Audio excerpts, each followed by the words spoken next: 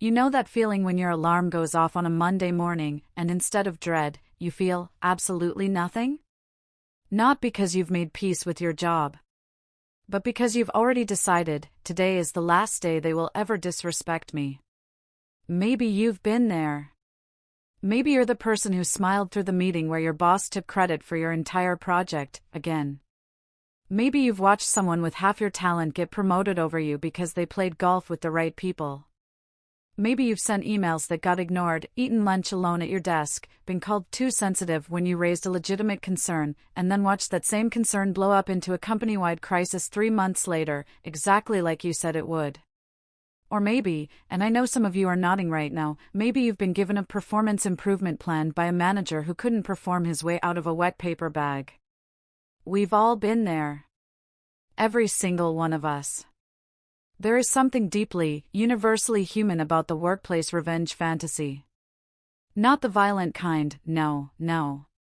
I'm talking about the elegant kind. The kind where justice is served cold, professionally, and with just enough class that nobody can call you crazy.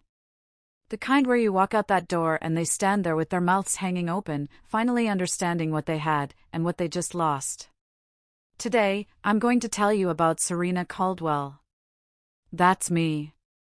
And I'm going to tell you about the last day I ever spent at Whitmore and Associates, a mid-size marketing firm in Chicago that I gave 6 years of my life to, and what happened when I finally decided to stop giving and start collecting. Stay with me.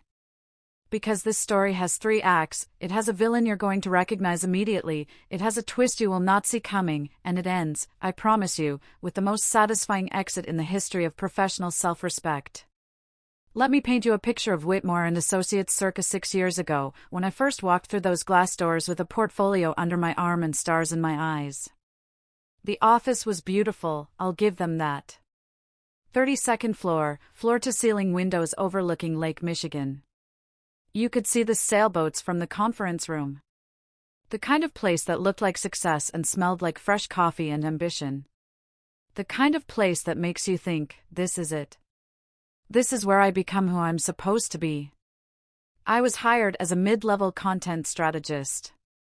I had 5 years of agency experience, a track record of campaigns that had actually moved the needle, and the kind of energy that comes from genuinely loving what you do. I loved writing. I loved the puzzle of figuring out what made people click, read, share, buy. I was good at it. Better than good. My direct manager was a man named Derek Poulton. Now, let me describe Derek for you, because Derek is important to this story. Derek was the kind of manager who called himself a thought leader in his LinkedIn bio despite having produced no original thoughts in recent memory. He had an impressive title, VP of Content Strategy, and an even more impressive ability to be in every room where decisions were made without contributing anything to those decisions. He was tall, good-looking in a forgettable way, and possessed of the single most dangerous quality a mediocre person can have, supreme confidence. Derek did not know what he didn't know. And what he didn't know was a lot. He couldn't write. He couldn't actually strategize. He was allergic to data. But he could present. Lord, could he present.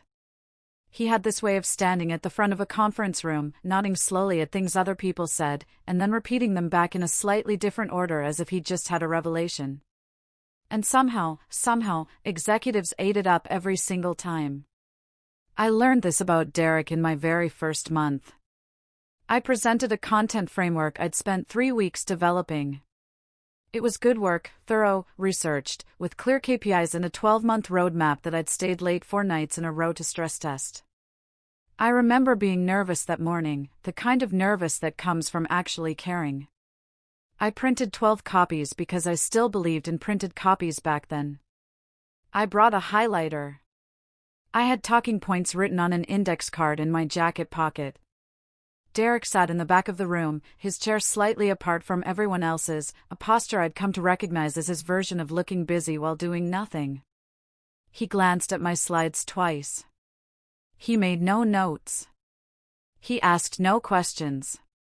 When the meeting ended, he nodded at me with the distant approval you'd give a child who'd done their homework, and walked out. 2 weeks later, he presented his content framework to the C-suite. I was in that room. He had used my slides, slightly rearranged, my name removed from the cover, his name in its place in clean, confident Helvetica. The roadmap I'd built. The KPIs I'd benchmarked. The strategic rationale I'd written at 11 o'clock at night with cold Thai food on my desk. He received a standing ovation. The CEO shook his hand. I sat very still in my chair and felt something cold move through me. Not anger, not yet. Something more like disorientation. The feeling of reality briefly not matching what you understood reality to be.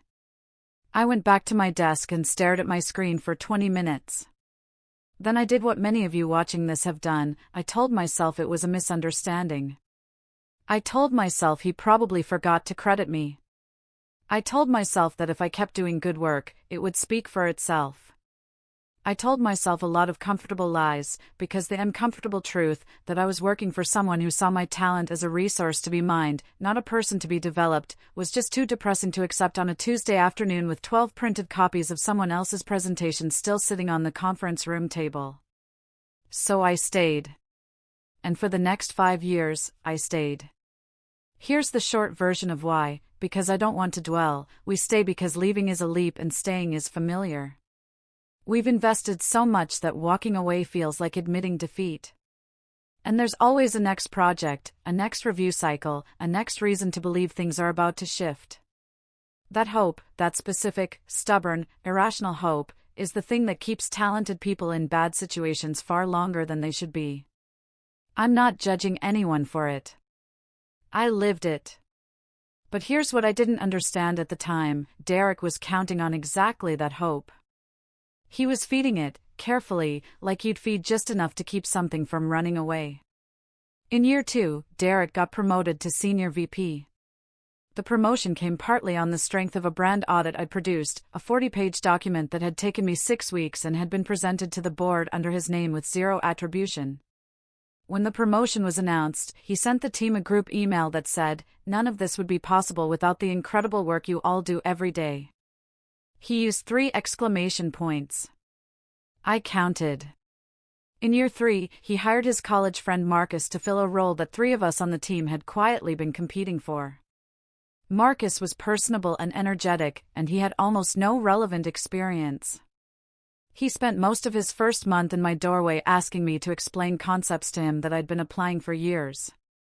I explained them every time, with a smile, because I was still playing the long game and being territorial never looks good. Marcus was promoted above me 14 months later. In year 4, our department landed the biggest account in company history, a national retail chain that would completely reshape the firm's trajectory. I led the pitch. I wrote the deck. I built the strategy. I stayed until midnight for 2 weeks straight, ordering Thai food from the same place every night because it was the only spot that delivered past 11, eating it cold at my desk while Derek was at client dinners and industry events, working the room on the relationships that I was supplying the intellectual material for. We won the account. It was a 7-figure annual contract. It was, by any objective measure, the most significant business development win the company had seen in a decade. Derek got a bonus. A substantial one. I heard the number from someone in finance who I'll keep anonymous, but it was the kind of number that buys a new car without thinking too hard about it. I got an email that said, "Great team effort. Serena, your contributions were noted." Noted. Not a raise. Not a promotion. Not even a conversation. Noted. Like I was a margin comment in someone else's career. I stared at that word for a long time. I actually printed the email and kept it. Not for any strategic reason, I hadn't started thinking strategically yet. I kept it because I needed proof that it was real. That I wasn't being too sensitive. That a single word, in a 4-sentence email, was actually what I'd been handed in exchange for the work that had just won this company its biggest account in 10 years. Noted. That was the first time I thought seriously about leaving. But I didn't leave. Not yet. Because right around that time, something shifted. The company brought in a new chief marketing officer, a woman named Patricia Wren. And Patricia Wren was about to become, in the span of 3 months, the most important person in my professional life. Patricia was compact, direct, and possessed of a quality I'd almost forgotten existed in leadership. She was genuinely curious about the people who worked for her. Not performatively curious, not the "my door is always open" variety that evaporates the moment you actually try to walk through it. Actually curious. She'd read your work before the meeting. She remembered what you'd said in the previous conversation. She had this habit of tilting her head slightly when you were talking, like she was actively weighing what you said against everything else she knew, and the first time she did it to me I nearly stopped mid-sentence because I'd forgotten what it felt like to have a manager actually listen. She dressed like someone who had somewhere important to be but hadn't bothered to make it anyone else's business. She wore reading glasses on a chain and took them off and put them on in quick, decisive motions. She had a coffee cup that said "Be Specific" on it, which I later learned her daughter had given her, and which she brought to every meeting including the ones with the C-suite. Patricia noticed me within her first 2 weeks. She pulled me into a strategy session, just the two of us and a whiteboard, and within 30 minutes she was asking questions that told me she'd already figured out that most of what had come out of our department in the past 3 years had been built by 1 or 2 people, and that the organizational chart did not accurately reflect who those people were. She didn't say it directly. Not yet. She was too smart for that.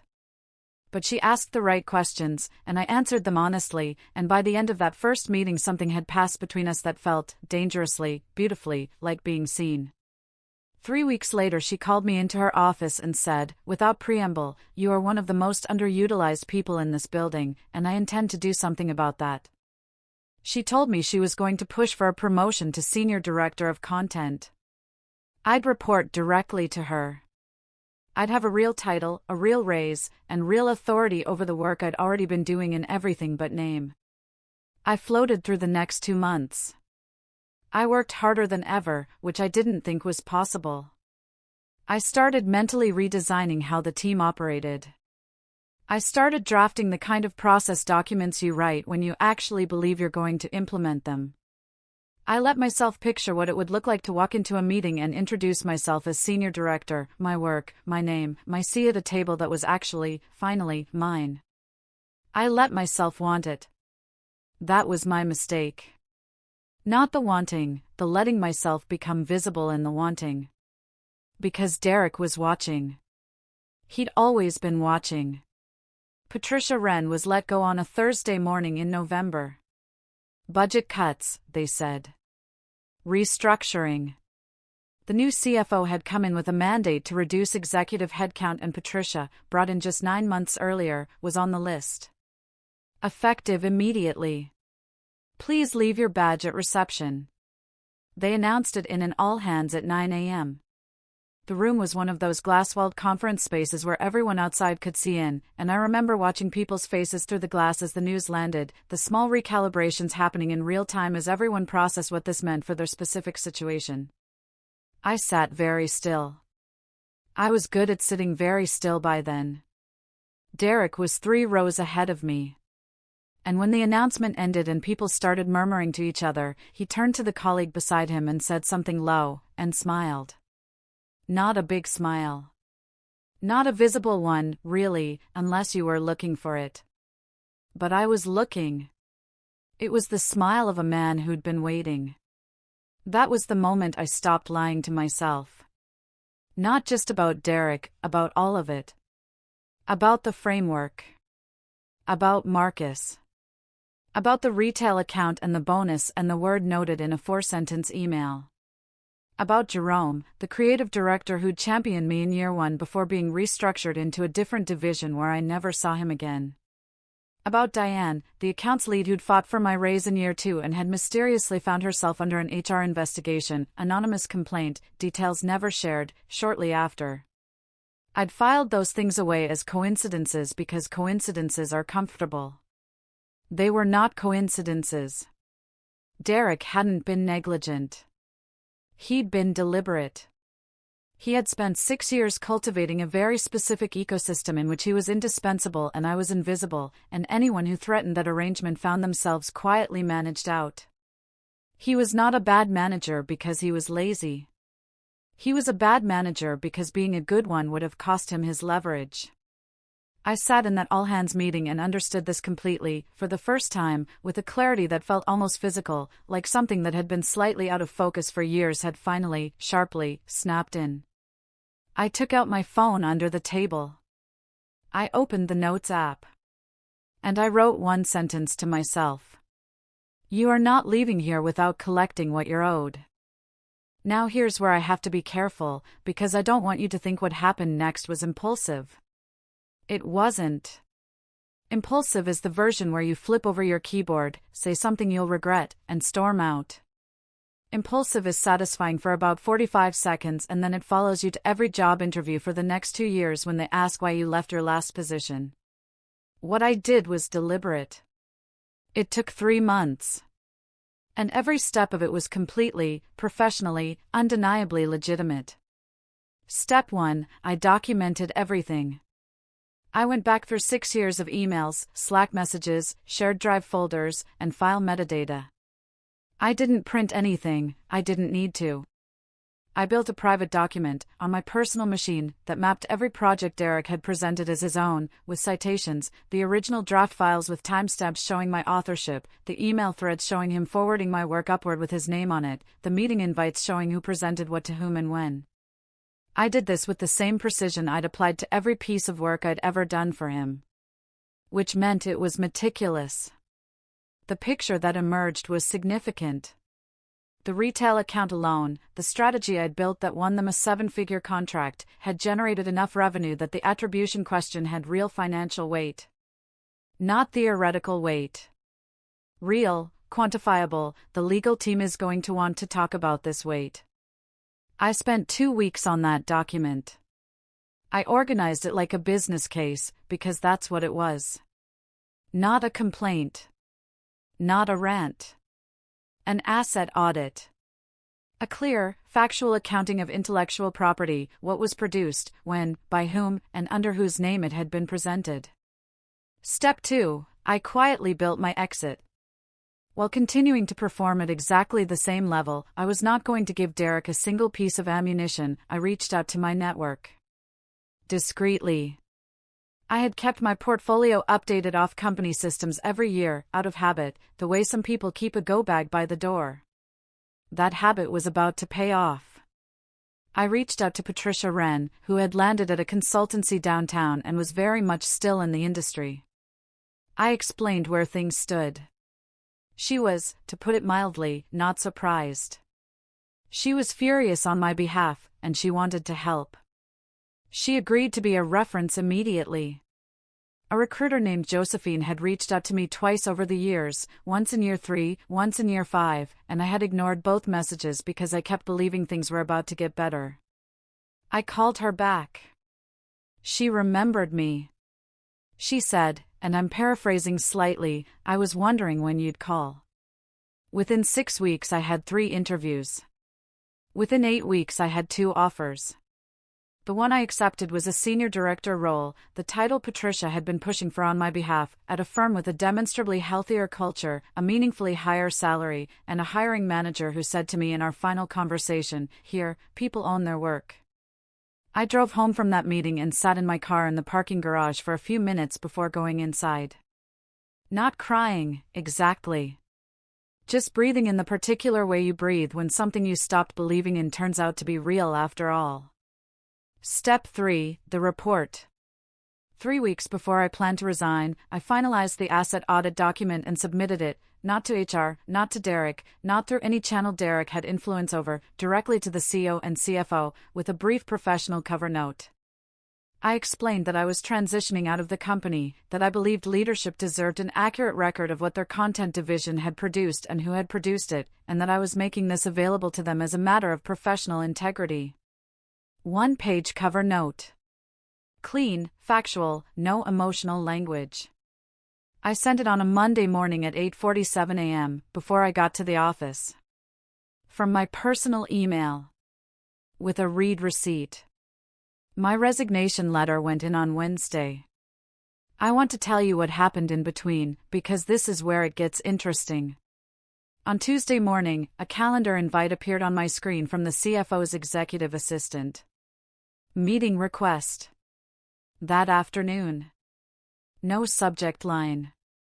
Just, Sandra Park, 4 p.m., conference room B. I accepted it without replying.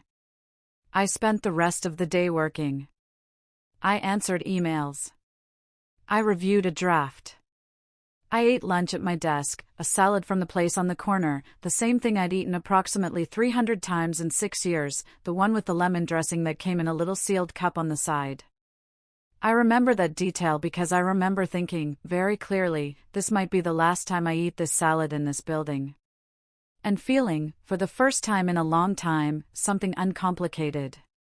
Something close to peace. At 4 p.m. I walked to conference room B. Sandra Park was the CFO. I had spoken to her exactly twice in 6 years, both times in group settings where she'd been 3 people away from me. She was small, precise, and gave off the particular energy of someone who had read everything and forgotten nothing. She had my document on the table in front of her, printed, with tabs. Color-coded tabs. She looked up when I walked in, and she said, "Thank you for coming. And thank you for sending this." We talked for 45 minutes. She asked careful questions. She wanted to understand the timeline. She wanted to understand the retail account specifically, the pitch, the drafts, the emails, the timeline of authorship. I answered everything directly and without embellishment. I didn't need embellishment. The documentation spoke clearly enough on its own. At the end of the meeting she said, "I want you to know that we're going to follow up on this internally. And I want you to know that regardless of how that process unfolds, this company failed you. That is on us." She asked if I was open to staying. I told her, politely, that I'd already accepted another offer and that I was genuinely excited about what came next. She nodded like someone who had expected that answer and respected it. I submitted my resignation the next morning. Derek did not know any of this yet. My last day was a Friday. I'd given 2 weeks' notice, professional and courteous, exactly by the book. I trained my replacement thoroughly. I documented every process, every contact, every nuance of every account with the same care I'd always brought to everything, because how you leave a place is part of who you are, and I was not going to let Derek define my exit any more than I'd let him define my career. The 2 weeks themselves were interesting to observe. Derek was different with me. Friendly in a way he'd never quite bothered to be before, solicitous, almost. Stopping by my desk to ask how the transition documentation was going, offering to grab coffee, making small talk about weekend plans. Once, he told me I'd been an invaluable part of the team and that he hoped I knew that. I said thank you. I smiled. I said nothing else. On my last day, someone organized a little send-off in the break room around noon. Just cake and a card, a sheet cake from the good bakery on Michigan Avenue, the one with the buttercream that was too sweet in the best possible way. Half a dozen colleagues I genuinely cared about. People who had made 6 years survivable. The woman in accounting who always remembered your coffee order and never made it weird. The junior writer who sent me a message every time she used a framework I'd taught her, just to say it worked. My work friend Candace, who'd sat across from me for 3 years and communicated exclusively in extremely specific facial expressions during meetings. I hugged them. I meant every hug. I told them I'd stay in touch and I meant that too. I went back to my desk after, and I sat for a moment in the particular quiet of a workday afternoon, keyboards and muffled phone calls and the low hum of the HVAC, and I thought about the version of me who had walked into this building 6 years ago with printed copies and an index card of talking points and stars in her eyes. I didn't feel angry at that version of myself. I felt something more like tenderness. She worked so hard. She believed so completely. She deserved better than this place gave her. At 3:45 p.m., Sandra Park's assistant appeared at my desk. Ms. Park asked if you'd be able to stop by her office before you head out. I said of course. I picked up my coffee mug, the last thing still on my desk, a ceramic one I'd been using for years with a small chip in the handle from the time I knocked it against the monitor, and I walked toward Sandra's office for the second and final time. I walked in. Sandra was seated at her desk. And Derek was in one of the chairs across from her. He had not been told I was coming. That was clear immediately. I could see it in the way his shoulders moved when the door opened, a slight involuntary pull, the body reacting before the mind catches up. He turned, he saw me, and I watched him recalibrate in real time. The assessment happening behind his eyes. The confidence reasserting itself, because confidence was the thing Derek always returned to, the same way some people return to a script when they're not sure what to say next. Sandra gestured to the chair beside him. I sat. She looked at Derek. She said, very calmly, Derek, I asked Serena to join us because I want to address some findings that came to my attention this week. Serena submitted a detailed accounting of the content work produced by your department over the past 6 years. After reviewing it with our legal team, we have significant concerns about attribution and compensation that we'll be following up on through a formal internal process. Derek's face moved through 4 expressions in about 2 seconds. Surprise. Confusion. Understanding. And then the careful, practiced composure of a man who has talked his way out of corners before. He opened his mouth. Sandra held up one hand. Just that, one hand, raised slightly, palm out. The most efficient possible gesture.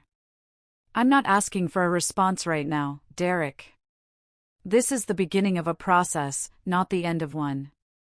I want you to be clear about what's in front of us.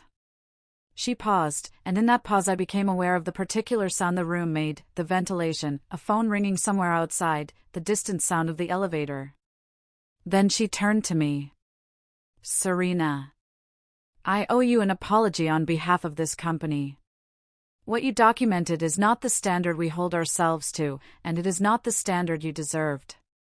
I want you to know that we take this seriously, and that if there is anything we can ever do, a reference, a future partnership, anything at all, you have my direct line.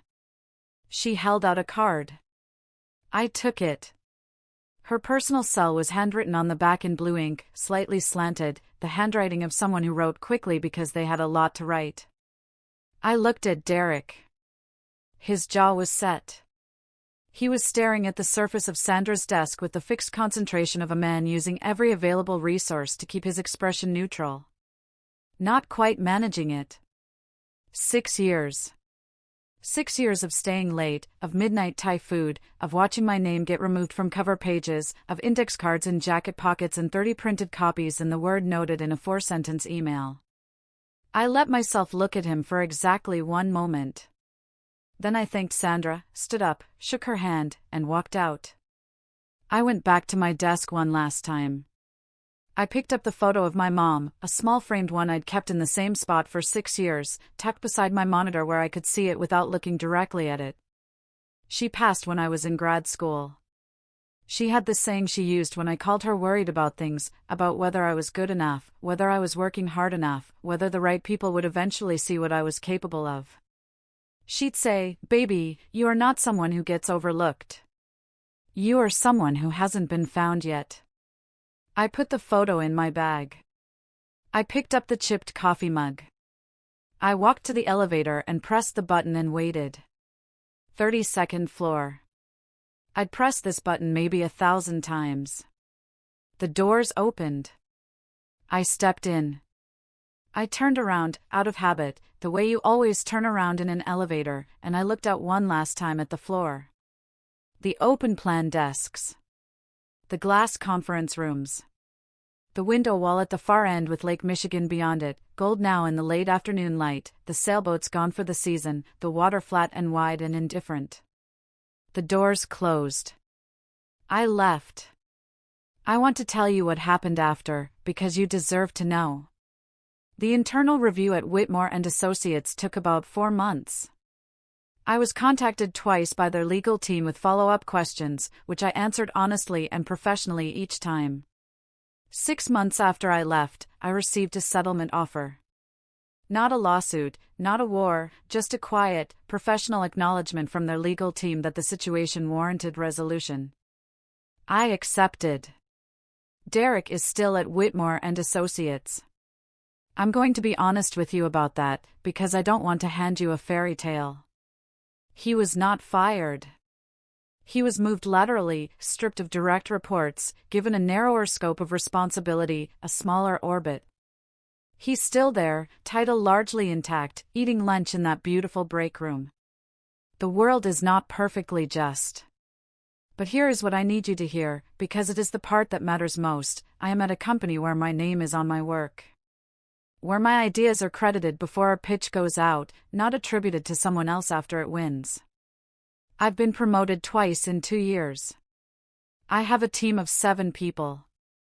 I get messages from that team on Friday afternoons that say things like, "This was a good week, thanks for having our backs," and I feel them in a way I could never have felt anything that came from Derek, because they're real.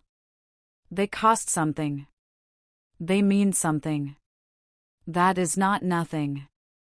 That is, in fact, everything. And the last thing I want to say, the thing I should have said to myself much earlier, is this. You are not too sensitive. You are not imagining it. Your work has value, and you are allowed to insist that it be recognized as yours. The directs of the world survive on your doubt. They are sustained by your patience, your deference, your willingness to wait one more quarter, one more review cycle, one more project before you decide you're worth fighting for. The most disruptive thing you can do, more disruptive than any scene or confrontation or dramatic exit, is to quietly, thoroughly, methodically document everything, build your case, and find somewhere that deserves you. That is not revenge. That is self-respect. Although, and I will not pretend otherwise, it does feel pretty good when it works out the way it worked out for me. If this story landed for you, if you've got your own Derek, if you're mid-exit right now and needed someone to tell you you're not crazy, or if you just needed to hear that someone got out and it got better, drop a comment. I read every single one. Tell me your story. And if you haven't subscribed yet, please do. Because every week I'm back here with another one, some mine, some from people in this community, about what happens when people decide to stop accepting less than they deserve.